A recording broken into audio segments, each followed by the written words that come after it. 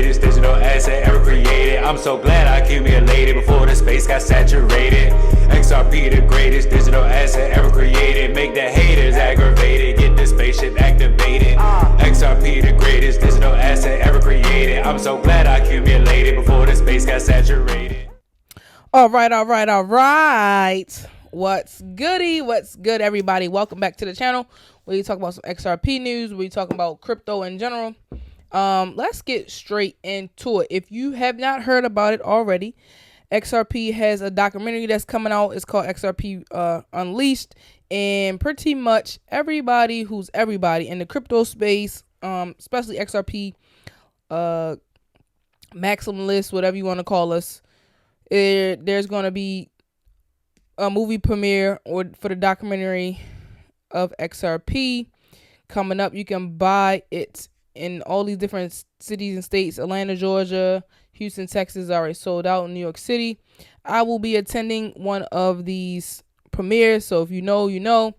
They also tell them like t-shirts and stuff like that, right? So definitely check it out. It's called, I'll put the link in the description below. All right, so let's get into the news a little bit. Let's get straight into it. You know, I don't waste time. So this is pretty much Dubai is all in on crypto. If you haven't heard about it already, Ripple is already in Dubai. So let me play this video really quickly. And most using them within our government departments. We are using blockchain technology. We started with blockchain technology in 2016 and we realized every applicable use case in the blockchain by 2020.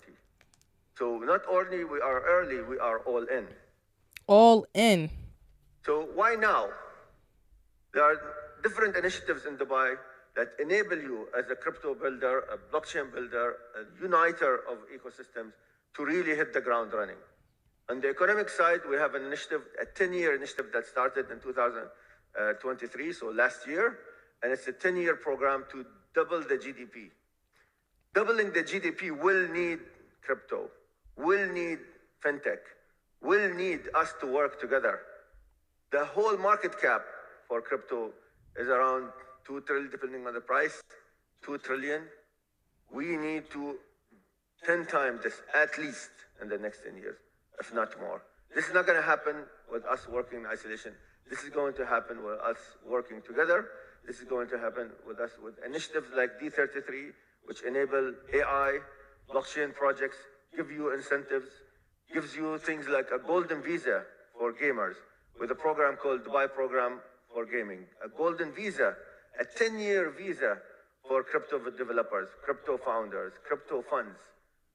A lot of initiatives when it comes to subsidies for VCs to move here to Dubai, for funds to move to Dubai, hand-holding initiatives as well. So we have 2 teams that are dedicated to help you out as a crypto founder.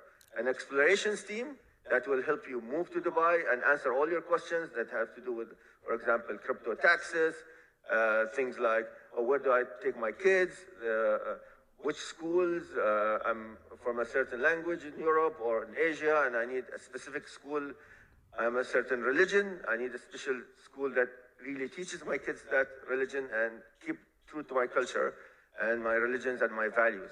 Dubai values every person's value. All right, Dubai values every person's value. There you have it. Crypto, they're all in on crypto, right? So also, I'm going to break down this a little bit. Japan's banks are preparing to adopt XRP seamless transactions. Listen to the CEO of SBI, one of the largest groups, said every bank will use XRP by 2025. Listen up. Actually, Japan is a very, very cash-oriented society. Surprisingly, yeah. People think we are kind of advanced, but basically, by the way, I come from Japan. But the percentage of digital payments of all the transactions is actually only 19%. So it's actually kind of national agenda to increase digital payments. And the government encourage banks to innovate so that they can increase digital payments ratio. So now what we are doing in Japan is we created a consortium of more than 50 banks to come together to develop a completely new payments platform or infrastructure powered by Ripple's distributed ledger technology, which basically replaced the existing domestic payments system called the Zenkin system it also can be applied for cross-border payments as well. And that contrasts with Zelle, which is a fantastic enterprise. Exactly. It's built on the existing rails. Existing rails. Yeah, that's right. Existing rails. So you guys you should look more into this video. Jack the Ripper. So I think it was, if I'm not mistaken, there's a link like under that video. So listen to this. This was pretty cool. FedNow, instant payments. FedNow's using crypto, by the way. There's a company called Metallicus. I went over this a couple days ago. I found out some very interesting stuff about Metallicus. We know that the max supply is 666, and that's 3 times 666. I'm sure that's a total coincidence why the federal government wants to hook up the FedNow slave system with being a slave. But anyhow, I'm just guessing, of course, right? They're members with Pfizer. If you look here, this guy used to work at Stellar, and this woman here worked at Circle. Gee, I wonder. Now, if we go to here, they work with Pfizer, which is Ripple partner, and Temenos. Pfizer is a day one Ripple partner, and their people that are on the board of directors are all Federal Reserve people. Makes you wonder. Crypto Hawk live stream, deep dive king. Now, it definitely doesn't make me wonder. I'm already pretty much aware that these people know each other. Like, this is not a space where you don't know who's working with who. Like, they've been partners for years. But listen to Larry Fink says we're going to have at least another 2.5 BPS interest rates cut this year. Listen to Larry Fink. He's the CEO of BlackRock. Before the Fed finishes this year, would you expect a 25 basis point rate cut or a 50 basis point, or you don't know? I think it's fair to say we're going to have at least a 25, but that being said, I do believe we have greater embedded inflation in the world than we've ever seen. We have government and policy that is much more inflationary, whether it's immigration, excuse me, our policies of onshoring. All of this, no one is asking the question at what cost. Right. Historically, we were, I would say, a more consumer-driven economy that the cheapest products were the best, the most a progressive way of politicking.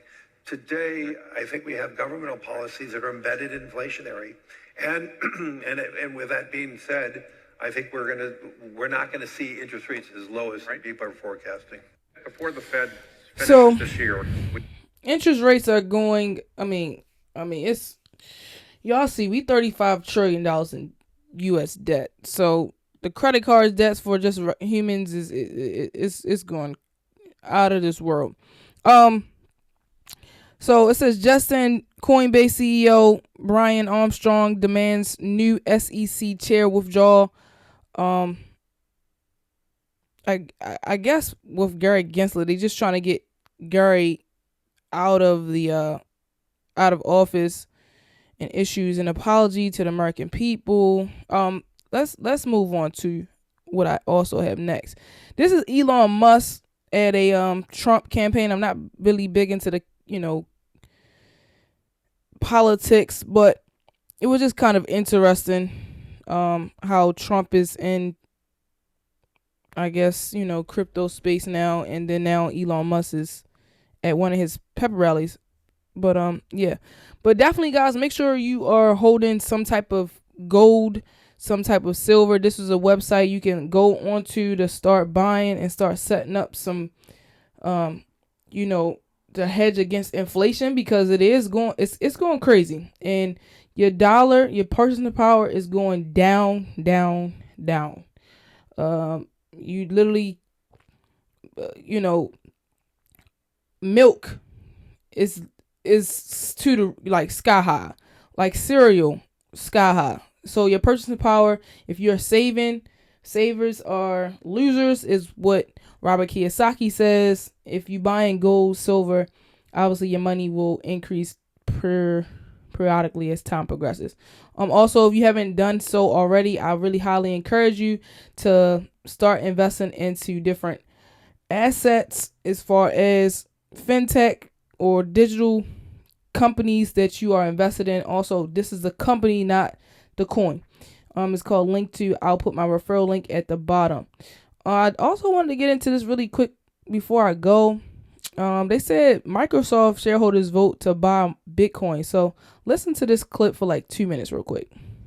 Correctly, Microsoft is potentially buying $7 billion worth of Bitcoin. Now, why is that important for us as XRP holders? We're going to get into that in just a second, but let's take a look at what this means. On October 24th, a filing by Microsoft Corporation to the SEC revealed an unexpected agenda item at their upcoming conference on December 10th. Alongside routine votes, such as election directors, the ratification of independent auditor, reports on AI misinformation, one proposal stood out: an assessment of investment in Bitcoin. Interestingly enough, Microsoft's board recommended shareholders vote against this. As of the second quarter of 2024, their financial reports indicated that they currently hold $76 billion in cash and equivalents, and this is pushing for the company to allocate 10% of that towards Bitcoin. It would represent a massive $7.6 billion investment. So if we take a look here, top Bitcoin holders from the source River, Coinbase is currently the top Bitcoin holder at 2.25 million Bitcoins, $134 billion. Satoshi has his 968,000. Binance has 636,000. BlackRock 357,000. MicroStrategy having 200. And this was I'm gonna stop it there. This is a long video. I'm not gonna do too much, but definitely this is a sight to see, because remember, they talk so much shit about crypto.